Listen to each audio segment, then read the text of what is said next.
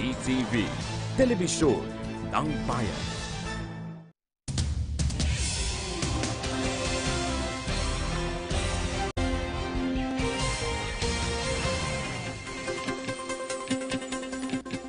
Magandang umaga, nagbabalik ang PTV News Break. Nilagdaan na ni President Donald Trump ang isang executive order na layong ipawalang bisa ang pagpapatupad ng Obamacare Health Law.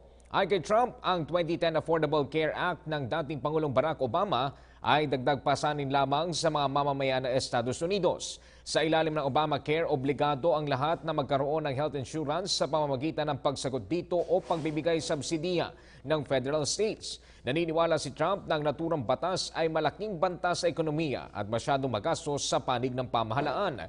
Batay sa ulat, lumalabas na 1/3 ng US population ang tanging covered ng public insurance. Ngunit sa pamamagitan ng Obamacare ay nasa 20 milyong Amerikano ang naisailalim sa health insurance kung saan bumaba sa 8.9% ang bilang ng Amerikanong walang health coverage noong nakaraang taon mula sa 16% noong 2010.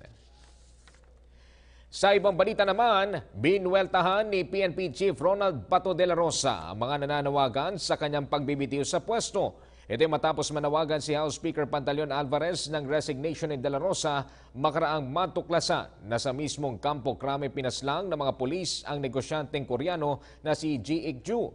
Sinabi ng PNP Chief nagkakamali ang mga nag-aakalang nag-e-enjoy siya sa kanyang tungkulin. Hamon ito sa mga nais siyang mag-resign, hilingin sa Pangulong Duterte na tanggalin siya sa pwesto. Nanindigan si De La Rosa na hindi siya magbibitiw sa pwesto hanggat may misyon siyang tapusin ang gyera kontra ilegal na droga ng administrasyon. At yan po muna mga pinakamainitang balita sa oras na ito. Manatiling updated gamit ang aming social media sites. I-like lamang po ang aming PTV Facebook page. Ay follow kami sa Twitter at PTVPH. Ako po si Ralph Obina. Magandang umaga.